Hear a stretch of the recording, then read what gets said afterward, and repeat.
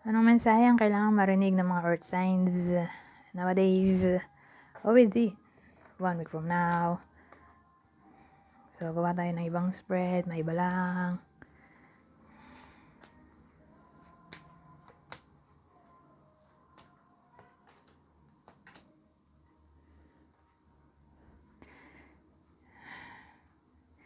So, ano to?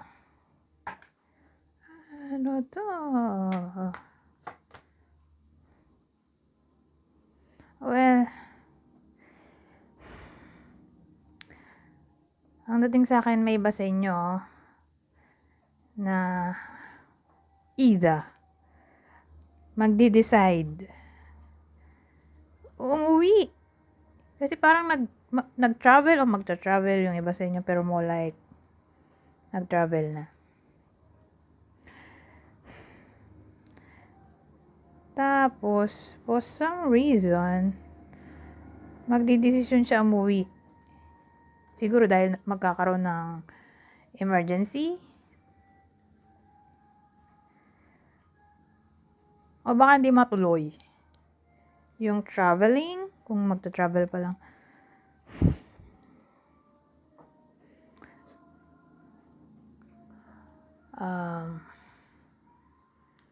Ano ba ba?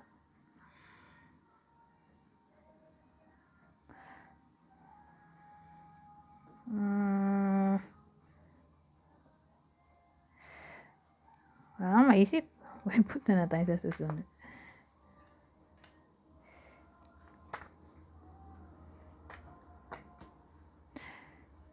Yung iba ayaw mag-diet. Ayaw mag-exercise. Tinatamad. Sa bagay nakakatamad na nakakatamad naman mag-exercise.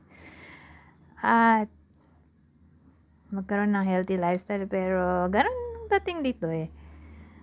Parang natatamad. I-prioritize ang sariling health.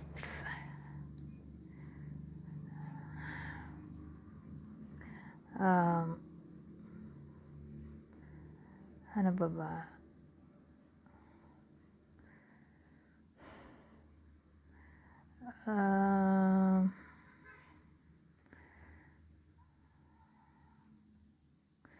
Sabihin natin may iba sa inyo na o-offeran.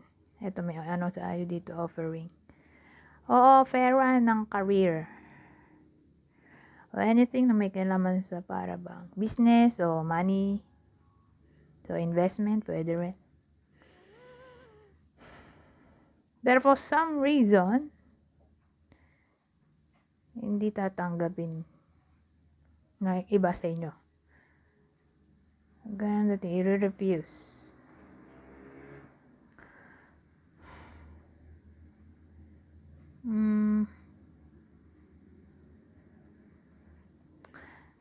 Maisip dito. Dito naman.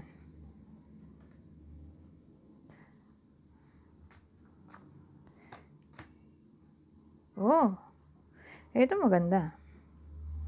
Literal na new beginning.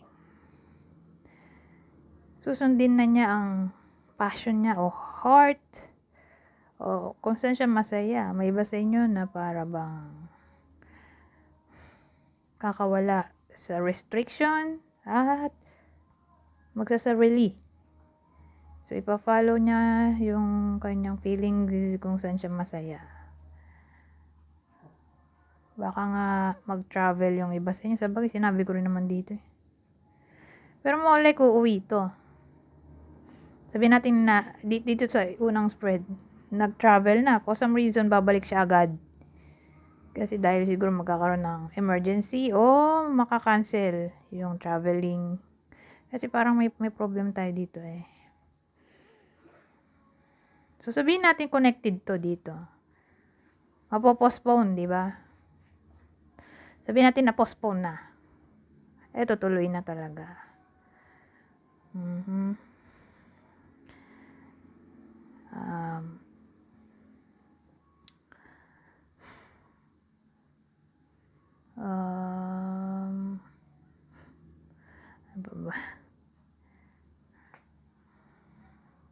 So, So, parang may clarity dito na maaaring ma-reveal pa lang. So, sabihin natin, yung downside na to, ma-reveal na yung person pala niya ay ayaw ng commitment.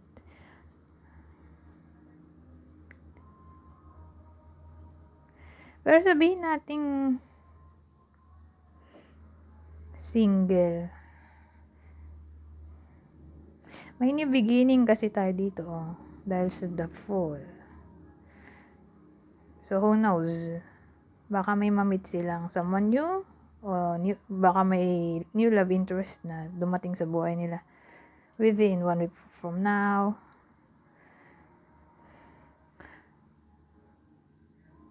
Pero kung dumating na to, dun medyo alanganin kasi sabi natin may crush na yung iba sa inyo. Dumating na nga crush nila to. Kaya lang, yung nagugustuhan nila, mukhang ang gusto lang ay friends with benefits. O baka dalhin sila sa third party situation o situationship na walang commitment. Doon tayo may problem nga sa dumating na. Kasi ano to Aquarius o Uranus na unconventional, unorthodox.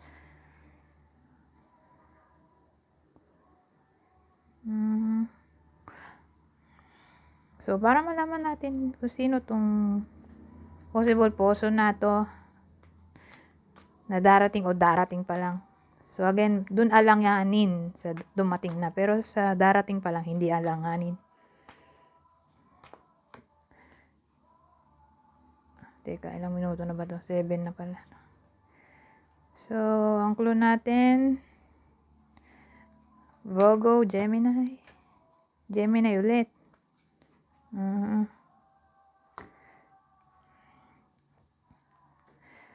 So, what iba ulit.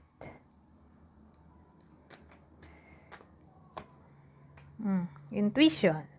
The red flags you ignore now will come back to bite you later. Challenges. Make a decision. Work on inner healing. Divorce. Experiencing a breakup.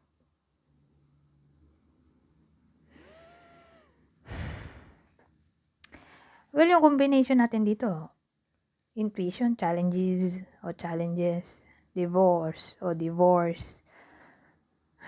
yung combination ng dating. Tatama lang tong reading, tong spread na black. To. Black na cards. Sa nag-break na. Okay? Kaya nga divorce o separated. Na para bang kung sakaling magkaayos pa o gusto pa ng iba sa inyo na magkaayos pa, wag na i-try i-manifest pabalik sa buhay ninyo o ng iba sa inyo. Dahil sabi dito, the red flags you ignore now will come back to bite you later. So, ibig sabihin, toxic yung person mo o ng iba sa inyo. Na hindi na nire-require pabalikin sa buhay nila o else, eto, magiging challenging na naman ang buhay nila. Kasi nga, alam na nila sa sarili nila through intuition na toxic. Kaya lang, dahil nga sa pagmamahal, ini-ignore nila yung intuition. So, pag toxic, let go na. Sa madaling salita. So, sino tong toxic ex na to? Na kailangan nang i-let go ng iba sa inyo. Libra, Taurus. O, dagdagan pa natin. Isa na lang. Cancer. Anyways, hanggang dito na lang. Goodbye for now.